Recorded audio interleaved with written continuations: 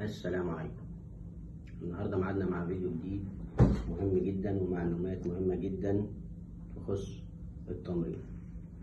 هنتكلم النهارده عن موضوع مهم جدا لازم كلنا نبقى عارفينه، الجلاسكو كوما سكيل. الجلاسكو كوما سكيل ده مقياس جلاسكو للغيبوبة. ده مقياس مهم جدا عشان نعرف بيه درجة الوعي بتاعت الحالة اللي عندي أو الحالة بتاعتي استجابتها إيه أيا كان. حلو جدا جدا انت كممرض لما تيجي تسلم حاله لزميلك او تدي الداتا بتاعتك لدكتور او حاجه، هتقول له عندي فلان الفلاني 41 سنه، الفيتاله بتاعته ضغط وسكر وحراره ومعدل تنفس، والجلاسكو كوما سكيل بتاعته كذا. فدي حاجه بتبقى كويسه جدا جدا وبتبين قد ايه انت شاطر وقد ايه انت متمكن في مجالك. طيب الجلاسكو كوما سكيل بتعتمد على 3 عناصر اساسيين، وهم الاي اوبننج والموتور ريسبونس والفيربال ريسبونس. هنتكلم على كل حاجه فيهم دلوقتي، وهي هناخد حاجه منهم. الاي اوبننج، الاي اوبننج ان هو المريض ده بيقدر يفتح عينه كويس ولا لا، بيقدر يفتح عينه لوحده ولا لا. هنعرف ان السكور بتاعنا في الاي اوبننج بياخد من 1 ل4. السكور بتاعنا في الاي اوبننج بياخد من 1 ل4. هناخدهم من 4 ل1. 4 ده اللي هو السبونتونوس. السبونتونوس يعني المريض ده هو داخل لك مفتح عينه، بيبص حواليه، شايف الدنيا كويس، شايف كل حاجه وعمال يحرك عينه يمين وشمال، فده بياخد سكور 4 اسمه ايه؟ سبونتونوس. اللي بياخد سكور 3 اللي هو ريسبونس تو الفيربال ستيمولاي. الراجل ده مغمض عينه، انا دخلت عليه ناديت عليه يا استاذ فلان، ففتح عينه وبص لي، فده بياخد معاه سكور 3. طيب ريسبونس تو البينفول ستيمولاي، ده راجل انا دخلت عليه لقيته مغمض عينه فناديت عليه ما ردش، فسببت له الم خفيف. بينفول ستيمولاي، بينفول ستيمولاي ده ان انا جيت مثلا على صباعه او على ضفره قرصته قرصه خفيفه، على ودنه قرصته قرصه خفيفه، فاول ما قرصته او سببت له نسبه الم بسيطه فتح عينه وبص لي، فده بياخد سكور 2. الاخير اللي هو النون ريسبونس، مغمض عينه وناديت عليه وسببت له الم، ما بيبصش ما بيفتحش عينه، فده بياخد سكور 1. يبقى احنا عرفنا ان الاي اوبننج السكور بتاعها من 1 ل4 مفيش صفار.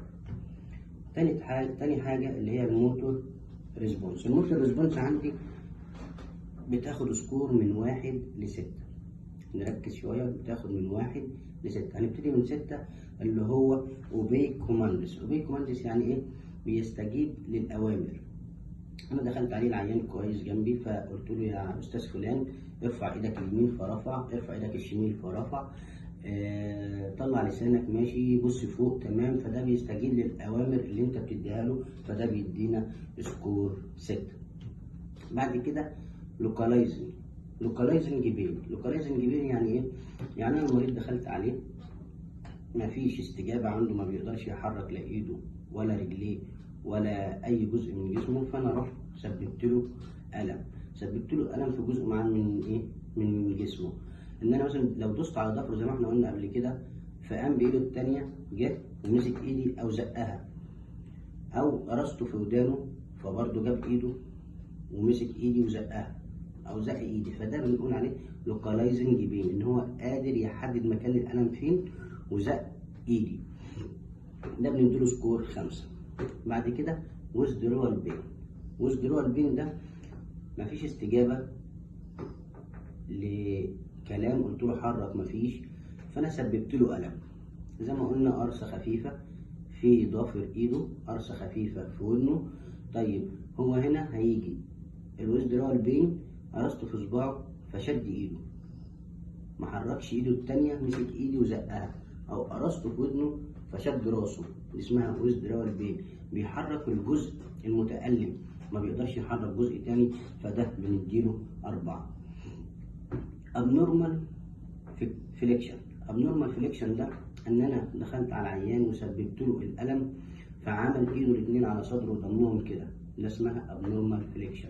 ده بياخد سكور 3. بعد كده abnormal extension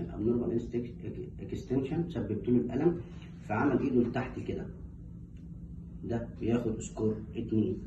بعد كده مفيش ريسبونس، سببت له ألم مفيش ريسبونس، مفيش استجابة خالص، فبنديله 1. وهنا السكور بيكون من 1 ل6، مفيش إصفار. مفيش إصفار يا جماعة في سكور الجلاسكو كوما سكيل. بعد كده عندي الفيربال ريسبونس. الفيربال ريسبونس ده بياخد من سكور من 1 ل5. العيان عندي اورينتد وكويس وبيتكلم وفاهم انت بتقول له ايه.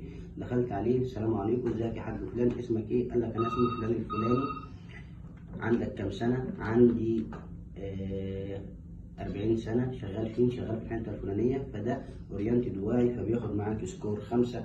بعد كده كونفيوزد ده انا جيت اساله اسئله، السلام عليكم ازيك يا استاذ فلان، فقال لي انا عندي مصنع في الحته الفلانيه. بيرد اجابات على الاسئله اللي انت بتسالها غير واقعيه، يعني بيرد باجابه غير واقعيه او لا تمت بصله للسؤال اللي انت سالته عليه، فهنا بنديه سكور 4. بعد كده ووردز اونلي ده بياخد سكور 3، اللي هو انا دخلت عليه السلام عليكم ازيك يا حاج فلان، اسمك ايه؟ فبيقول لك كلمه واحده، يقول لك ايه؟ سيبني، حاضر، تمام. بيرد برضو اسئله، بيرد برضو اجابات مش متعلقه بالسؤال وبيردها كلمه واحده، فده بياخد سكور 3. بعد كده ساوندز اونلي ده اللي هي ايه؟ انا دخلت سالته وعمال بكلمه وبرضه سببت له ألم أو حاجة ما بيردش عليا، عمال بتكلم فيه بكلمه يا عم فلان اسمك إيه؟ ما بيردش عليا ولا بكلمة ولا بجملة، عمال بيعمل أصوات بس، بيزوم مثلا فده ساوندز أونلي بياخد سكور 2. بعد كده نون ريسبونس، مفيش استجابة ولا في أي حاجة، بياخد سكور 1. وهنا قلنا الاستجابة السكور فيها بياخد من 1 ل5. زي ما قلنا يا جماعه مفيش اصفار في السكور، فاقل سكور 3 واعلى سكور 15. ومن 8 وانت نازل ده بيبقى اصابه خطيره او اصابه شديده. من 9 ل 12 دي اصابه متوسطه. من 13 ل 15 دي اصابه خفيفه.